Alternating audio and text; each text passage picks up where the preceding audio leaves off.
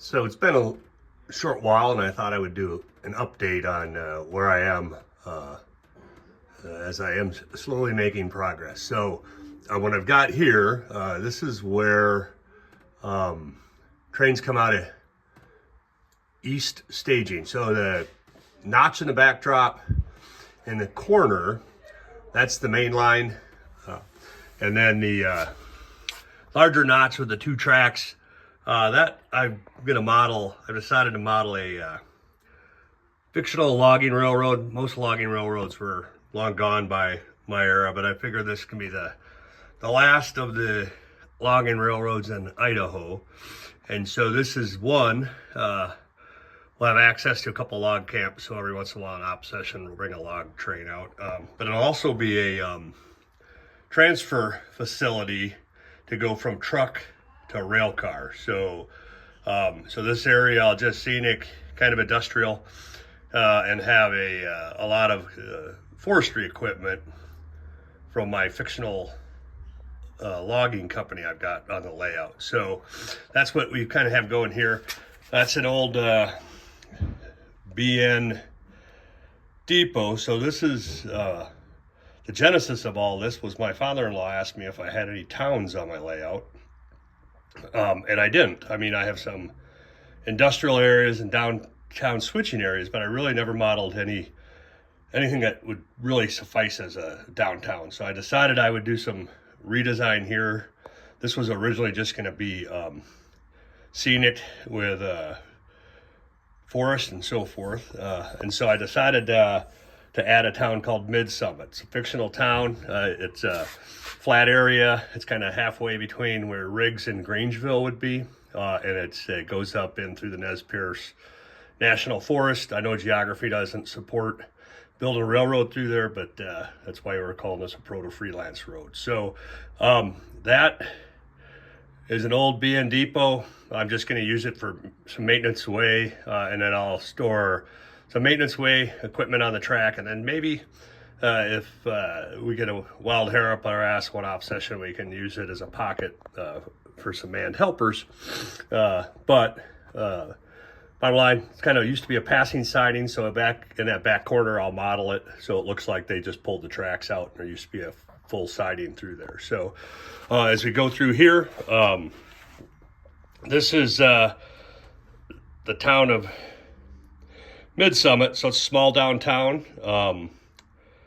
And so, but I've had a lot of buildings I bought from previous layouts and bought for other projects that I thought I would use that I didn't use. So I'm going to reuse some of my old DPM structures. And then I had to put a couple more together. But so what I did here, because it's kind of, this isn't an ideal aisle to work out of. Originally, I wasn't planning to have anything out here. So the town is actually on a piece of masonite. So the roadway you see is a piece of masonite. And then all the sidewalks are 0.4 inch styrene, or 0.04 inch styrene for the sidewalk. So I essentially just painted the road surface color on the masonite, then added the sidewalks.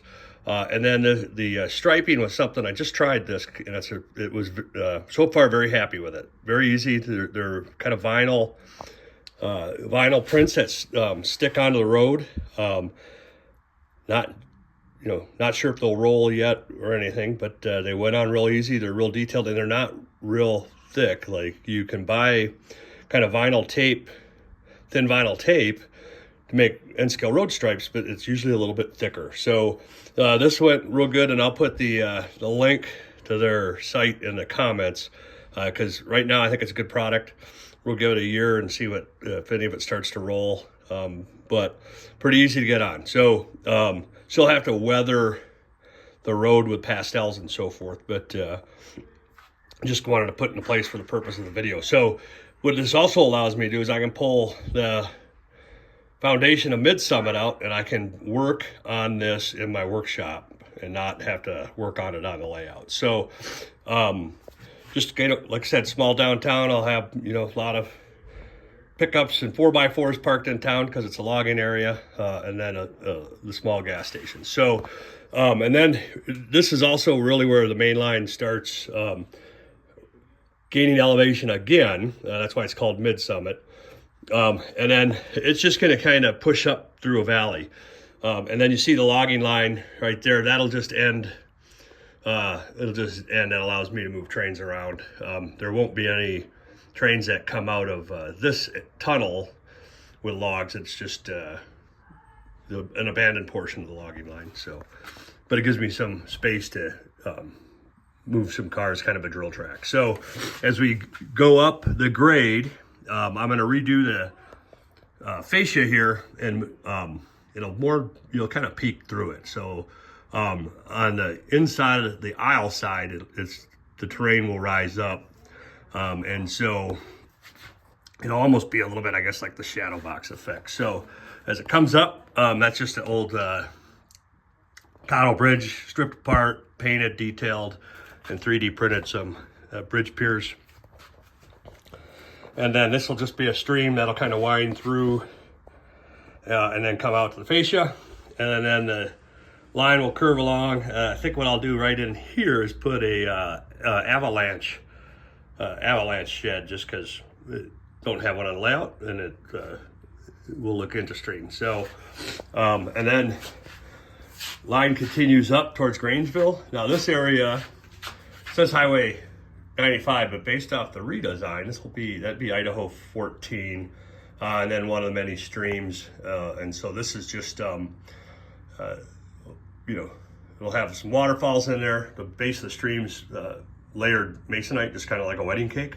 And I'll use that as the base for the stream and add some rapids.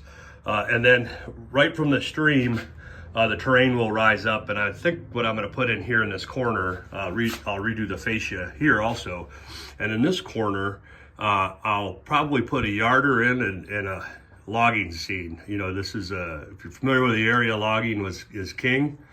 And so I thought I would kind of get a yarder up there, kind of up the top of the hill, and some logging equipment, and just build a scene where some lumberjacks are logging the slope. Now, because of the way this bridge is and the terrain, I'm going to probably scenic this in the near future, just because I don't want to put the bridge in and then have to scenic behind the bridge. So that project, I may just put a temporary bridge in, or I just may start tackling it in the next few months. And then line curves around.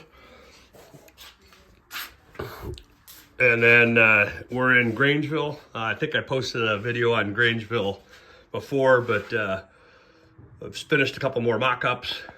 These are foam core mock-ups, and then the windows and the pattern and all that stuff is just printed on PowerPoint. I cut it out and stick it in a foam core mock-up. So this is the Stegner seed house.